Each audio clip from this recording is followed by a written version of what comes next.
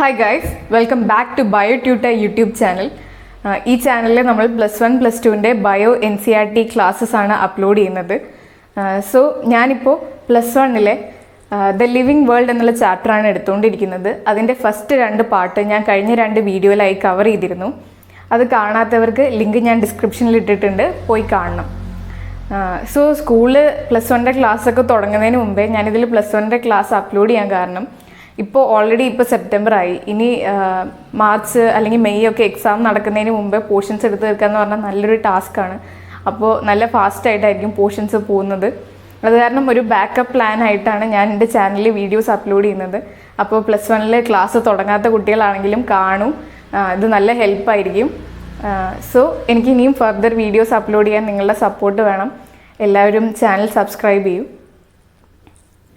So നമ്മളിപ്പോൾ discuss ചെയ്തുകൊണ്ടിരിക്കുന്ന chapter the living world ആണ്. ഇതിലെ first topic what is living ഞാൻ ഫസ്റ്റ് വീഡിയോയിൽ ഇട്ടിട്ടുണ്ടായിരുന്നു. അത് കഴിഞ്ഞ് the diversity of living world second വീഡിയോയിൽ ഇട്ടിട്ടുണ്ടായിരുന്നു. ഇനി നമ്മൾ നോക്കാൻ പോകുന്ന ടോപ്പിക് ബൈനോമിയൽ നോമെൻക്ലേച്ചർ ആണ്. ഒരു ജീവിക്ക് ബൈനോമിയൽ നോമെൻക്ലേച്ചർ എന്നുള്ള സിസ്റ്റത്തിൽ പേരിടാൻ ഒരു കാരണമുണ്ട്. അതായത് ഇപ്പോൾ നമ്മളുടെ നാട്ടിൽ പറയുന്ന പേരായിരിക്കില്ല വേറെ നാട്ടിൽ അതേ ജീവിക്ക് പറയുന്നത്. ഇപ്പം നമ്മൾ എക്സാമ്പിളായിട്ട് ക്രോ എടുക്കുകയാണെങ്കിൽ, കാക്ക എടുക്കുകയാണെങ്കിൽ നമ്മൾ മലയാളത്തിൽ കാക്ക എന്ന് പറയും, പക്ഷേ ഇംഗ്ലീഷിൽ ക്രോ എന്നാണ് പറയുക. ഇനി വേറെ ഏതെങ്കിലും നാട്ടിൽ വേറെ വല്ല പേരുകളും ആയിരിക്കും. പക്ഷെ നമ്മൾ സയൻസ് എന്ന് പറയുന്നത് ഇൻ്റർനാഷണലി ഒറ്റ കാര്യമാണ്. അപ്പോൾ എല്ലായിടത്തും ഒരേപോലെ പഠിക്കണമെങ്കിൽ ഇങ്ങനെ പല പല പേരിട്ട് കഴിഞ്ഞാൽ ആർക്കും ഒന്നും മനസ്സിലാവില്ല. അത് കാരണം ഒറ്റ പേര് വേണം ഒരു ജീവിക്ക്. അതിനാണ് സയൻറ്റിഫിക് നെയിമിങ് കൊണ്ടുവന്നത്. അപ്പോൾ ഈ സയൻറ്റിഫിക് നെയിമിങ് നടത്തുന്നതിന് നമ്മളിപ്പോൾ ഉപയോഗിച്ച് വരുന്ന സിസ്റ്റം ബൈനോമിയൽ നോമെൻക്ലേച്ചർ ആണ്. അപ്പോൾ ഇതിനൊക്കെ പേരിടാൻ വേണ്ടി നമ്മളുടെ ഇൻ്റർനാഷണലി നമ്മളൊരു സിസ്റ്റം ഒക്കെ ഓർഗനൈസ് ചെയ്ത് വെച്ചിട്ടുണ്ട്. ഇത് ബൈനോമിയൽ നോമെൻക്ലേച്ചർ എന്നുള്ള സിസ്റ്റം ആദ്യമായിട്ട് ഇൻട്രൊഡ്യൂസ് ചെയ്തത് കാർലസ് ലിനേസ് ആണ്. ഇത് ഇമ്പോർട്ടൻ്റ് ആണ്, ക്വസ്റ്റ്യൻ വരും. ബൈനോമിയൽ നോമെൻക്ലേച്ചർ ഇൻട്രൊഡ്യൂസ് ചെയ്തത് ആരാണ്? Carlos Linnaeus. അത് കഴിഞ്ഞ് ഇപ്പോൾ നമ്മളുടെ നിലവിൽ എല്ലാ ജീവികൾക്കും ഒരേ പേരിടാൻ വേണ്ടി, അല്ലെങ്കിൽ എല്ലാ ജീവികളുടെയും പേര് ഗവേൺ ചെയ്യാൻ വേണ്ടി ICBN, പ്ലാന്റ്സിന് പേരിടാൻ വേണ്ടി ICBN എക്സിസ്റ്റ് ചെയ്യുന്നുണ്ട്. International code for botanical nomenclature. ഇത് ഇമ്പോർട്ടൻ്റ് ആണ്. ICBN തന്നിട്ട് ഒന്നല്ലെങ്കിൽ എക്സ്പാൻഡ് ചെയ്യാൻ പറയും, അല്ലെങ്കിൽ ഓപ്ഷൻ തന്ന് ചൂസ് ചെയ്യാൻ പറയും. ഇങ്ങനത്തെ ക്വസ്റ്റ്യൻസ് ഒക്കെ നമ്മുടെ സ്റ്റേറ്റ് സിലബസ് എക്സാമിന് വരാറുണ്ട്. So ICBN international code for botanical nomenclature ആണ്. ഇനി സുവോളജിക്കൽ, അതായത് ആനിമൽസിൽ പേരിടാൻ വേണ്ടിയിട്ട് ICZN ഉണ്ട്. ഇൻ്റർനാഷണലി ആനിമൽസിന് പേരിടാൻ ഉള്ള സിസ്റ്റമാണ് ICZN, international code for zoological nomenclature. ഈ എക്സ്പാൻഷനും ഷോർട്ട് ഫോമും എന്തായാലും പഠിച്ചിരിക്കണം. ഇനി നമുക്ക് ബൈനോമിയൽ നോമെൻക്ലേച്ചറിൻ്റെ റൂൾസ് നോക്കാം. സോ ബൈനോമിയൽ നോമെൻക്ലേച്ചർ എന്താണെന്ന് അതിൻ്റെ വേർഡിൽ തന്നെ ഉണ്ട്, ബൈനോമിയൽ നോമെൻക്ലേച്ചർ. ബൈനോമിയൽ എന്ന് പറഞ്ഞു കഴിഞ്ഞാൽ രണ്ട് നെയിം എന്നാണ് ബൈനോമിയൽ എന്നർത്ഥം. നോമെൻക്ലേച്ചർ എന്ന് പറഞ്ഞാൽ പേര്. അപ്പോൾ 2 പേരുള്ള ഒരു സയൻറ്റിഫിക് നെയിം ഉണ്ടാക്കുന്ന സിസ്റ്റത്തിനെ നമ്മൾ ബൈനോമിയൽ നോമെൻക്ലേച്ചർ എന്ന് പറയും. ഈ ബൈനോമിയൽ നോമെൻക്ലേച്ചർ നമ്മുടെ ടെക്സ്റ്റിൽ മാഞ്ചിഫെറ ഇൻഡിക്ക എന്നുള്ള സയൻറ്റിഫിക് നെയിം വെച്ചിട്ടാണ് എക്സ്പ്ലെയിൻ ചെയ്തിരിക്കുന്നത്. അപ്പോൾ ഞാനും അതുപോലെ ചെയ്യാം. മാഞ്ചിഫെറ ഇൻഡിക്ക, ഇത് മാവിൻ്റെ സയൻറ്റിഫിക് നെയിമാണ്, ഞാൻ മുമ്പത്തെ വീഡിയോസിൽ പറഞ്ഞിട്ടുണ്ടായിരുന്നു. അപ്പോൾ നമ്മുടെ ബൈനോമിയൽ നോമെൻക്ലേച്ചറിലെ ഫസ്റ്റ് റൂളാണ് scientific names are generally in Latin and written in italics. ഇപ്പോൾ ഏത് ഭാഷയിലാണോ പേര്, ഇപ്പോൾ ഒരു ജീവിനെ കണ്ടുപിടിച്ച് കഴിഞ്ഞാൽ ആദ്യം ഒരു സയൻറ്റിസ്റ്റ് ഒരു ഭാഷയിൽ ആ പേര് റിപ്പോർട്ട് ചെയ്യും. എന്നാലും അതിൻ്റെ ഒറിജിൻ ഒന്നും കണക്കാക്കാതെ ആ ജീവിയുടെ പേര് ലാറ്റിനിലാണ് സാധാരണ എഴുതാറ്. ജനറലി എന്നാണ് പറയാറ്. ഇപ്പോൾ ലാറ്റിനിൽ വേർഡ് ഇല്ലെങ്കിൽ ചിലപ്പോൾ വേറെ ഏതെങ്കിലും ലാംഗ്വേജ് യൂസ് ചെയ്യായിരിക്കും. സോ ജനറലി ലാറ്റിനിലാണ്. കാരണം ലാറ്റിൻ ഒരു ഡെഡ് ലാംഗ്വേജ് ആണ്. അത് ഇപ്പോൾ അധികം ആൾക്കാർ സംസാരിക്കുന്നില്ല. അപ്പോൾ അതിൽ മാറ്റമൊന്നും വരാൻ സാധ്യതയില്ല. അത് കാരണം നമ്മൾ ലാറ്റിൻ യൂസ് ചെയ്യുന്നത്. So scientific names irrespective of its origin ലാറ്റിനിലായിരിക്കും, പിന്നെ ഇറ്റാലിക്സിലായിരിക്കും എഴുതിയിട്ടുണ്ടാവുക. ഇതാണ് ഫസ്റ്റ് റൂൾ. സെക്കൻഡ് റൂളാണ് first word genus, second word species. First word represent ചെയ്യുന്നത് ജീനസിനെ ആയിരിക്കും. അതായത് മാഞ്ചിഫെറ ഇൻഡിക്ക എന്ന് ഞാൻ എഴുതിയിട്ടില്ലല്ലേ, ഫസ്റ്റ് വേർഡ് ജീനസിനെ റെപ്രസെൻ്റ് ചെയ്യുന്നു, സെക്കൻഡ് വേർഡ് സ്പീഷീസിനെ റെപ്രസെൻ്റ് ചെയ്യുന്നു. ഇതാണ് സെക്കൻഡ് റൂൾ. സോ തേർഡ് റൂളാണ് both words when handwritten are separately underlined or printed in italics to indicate its Latin origin.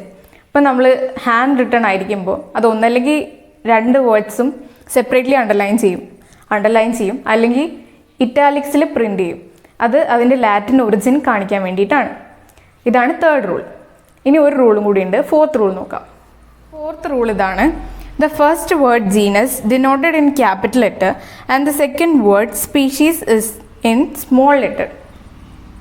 അതായത് ഫസ്റ്റ് വേർഡ് ജീനസ്, മാഞ്ചിഫറയാണ് ജീനസ്, അതിൻ്റെ സ്റ്റാർട്ടിംഗ് ലെറ്റർ ക്യാപിറ്റൽ ആയിരിക്കണം. പിന്നെ സ്പീഷീസിൻ്റെ starting letter I സ്മോളിലാണ് എഴുതിയിരിക്കുന്നത്, അത് small ആയിരിക്കണം. ഇങ്ങനെയാണ് generally നമ്മൾ ബൈനോമിയൽ നോമെൻക്ലേച്ചറിൽ ഒരു നെയിം എഴുതേണ്ടത്. സോ ചില സയൻറ്റിഫിക് നെയിംസ് ഇങ്ങനെയും എഴുതാറുണ്ട്. ഇപ്പോൾ മാഞ്ചിഫറ ഇൻഡിക്ക ലിൻ, ഈ പേര് എഴുതിയ ഓതറിൻ്റെ പേര് ലിനേസ് എന്നാണ്. അപ്പോൾ മാഞ്ചിഫറ ഇൻഡിക്ക ലിൻ, ആ ലിനേസ് സയൻറ്റിസ്റ്റിൻ്റെ പേരും കൂടി അവസാനം ഇൻക്ലൂഡ് ചെയ്തിട്ടുള്ള ഒരു നെയിമിംഗ് സിസ്റ്റവും ഉണ്ട്. ഇത് കറക്റ്റായിട്ട് ഇങ്ങനെ തന്നെ പഠിക്കണം. ലിന്നിൻ്റെ ഫസ്റ്റ് ലെറ്റർ ക്യാപിറ്റലാണ്, പിന്നെ ഇത്രേ ഉപയോഗിക്കാറുള്ളൂ. പല പ്രാവശ്യം എക്സാമിന് ഇങ്ങനെ ക്വസ്റ്റ്യൻ വരാറുണ്ട്, മാഞ്ചിഫറ ഇൻഡിക്ക ലിൻ പല തരത്തിൽ എഴുതിയിട്ട് ഏതാണ് correct.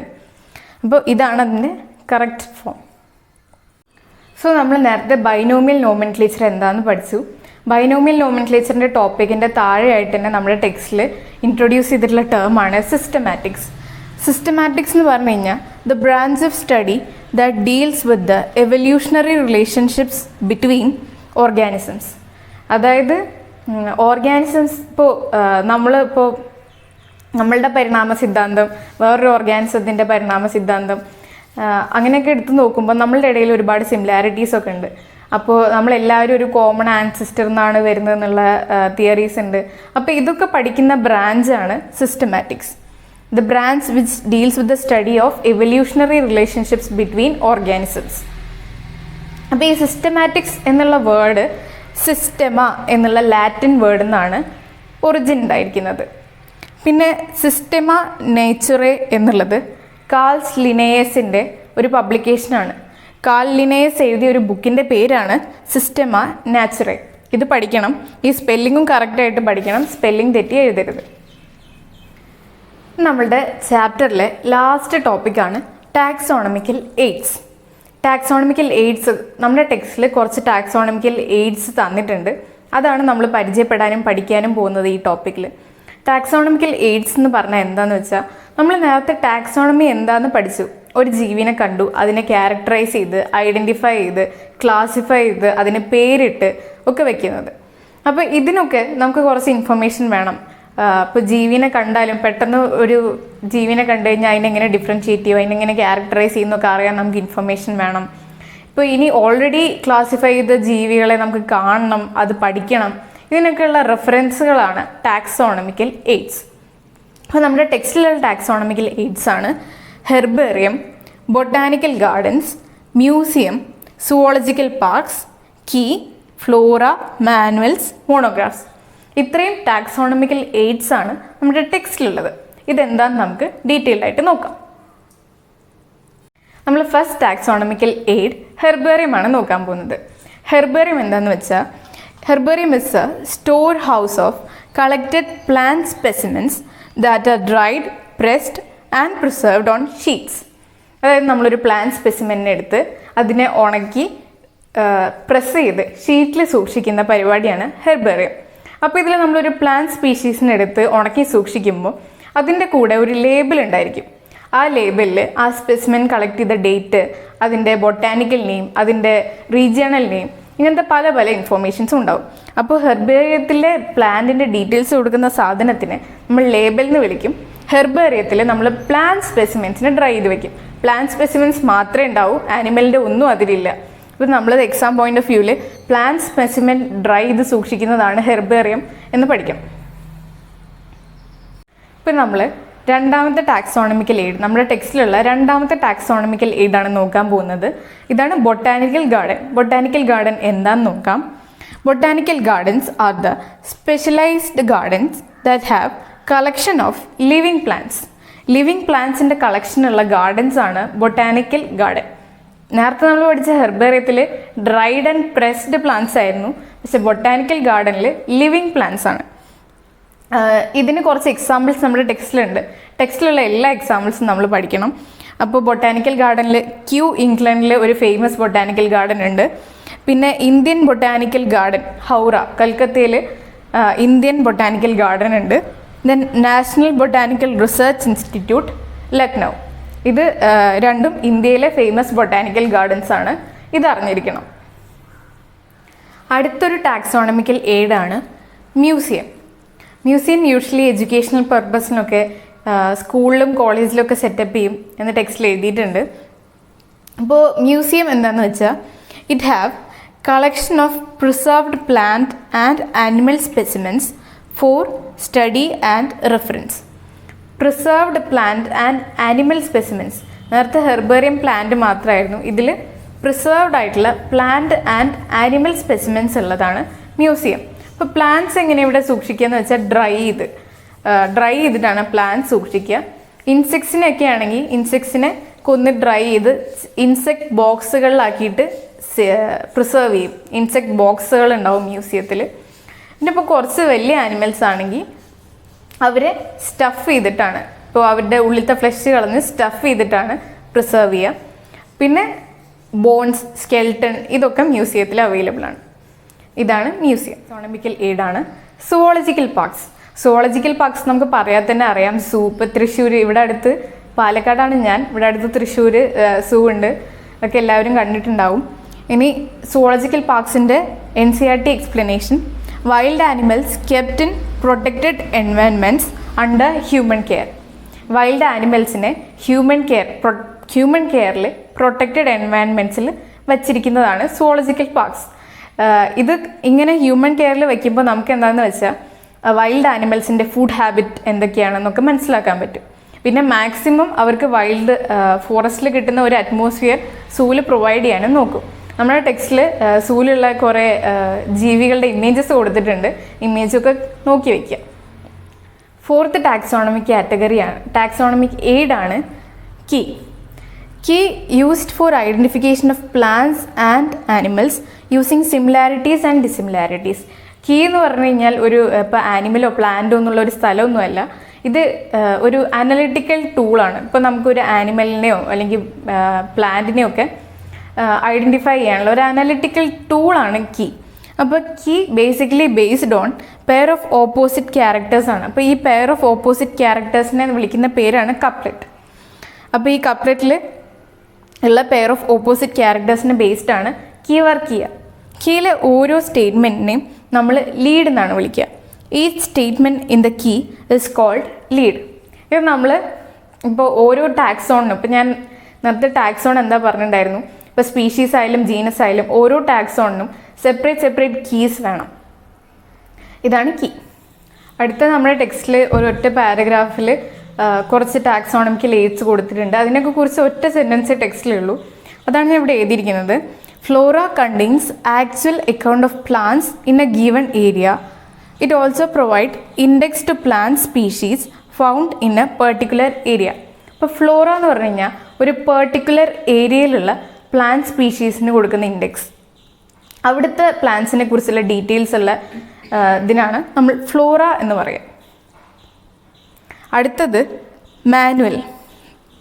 Manual contains information for identification of species in an area. മാനുവലിൽ ഇപ്പോൾ പ്ലാന്റ് ആയാലും ആനിമൽ ആയാലും അവിടുത്തെ സ്പീഷീസിൻ്റെ ഐഡൻറ്റിഫിക്കേഷൻ ആവശ്യമുള്ള ഇൻഫർമേഷനാണ് ഉണ്ടാവുക. ഇപ്പോൾ ഫ്ലോറ എക്സ്ക്ലൂസീവ്ലി ഫോർ പ്ലാന്റ്സ് ആണ്. മാനുവലിൽ പ്ലാന്റ് ആയാലും ആനിമൽ ആയാലും സ്പീഷീസ് ഐഡൻറ്റിഫിക്കേഷന് യൂസ് ചെയ്യും. ഇത് നമ്മുടെ ടെക്സ്റ്റിലെ ലാസ്റ്റ് ടാക്സോണമിക്കൽ എയ്ഡാണ്. ഇതിനെക്കുറിച്ച് ടെക്സ്റ്റിൽ ഒരൊറ്റ സെൻറ്റൻസേ ഉള്ളൂ. Monograph contains information on any one taxon. ഏതെങ്കിലും ഒരു ടാക്സോണിനെ കുറിച്ച് മാത്രം ഇൻഫർമേഷൻ ഉള്ള ടാക്സോണമിക്കൽ എയ്ഡാണ് മോണോഗ്രാഫ്. ഇപ്പോൾ ജീനസിനെ കുറിച്ച് ഇൻഫർമേഷൻ ഉള്ള ഒരു മോണോഗ്രാഫ്, സ്പീഷീസിനെ കുറിച്ച് ഇൻഫർമേഷൻ ഉള്ള ഒരു മോണോഗ്രാഫ്, അങ്ങനെ ഒരു ടാക്സോണിനെ കുറിച്ചുള്ള ഇൻഫർമേഷൻ മാത്രമേ മോണോഗ്രാഫിൽ ഉണ്ടാവുള്ളൂ.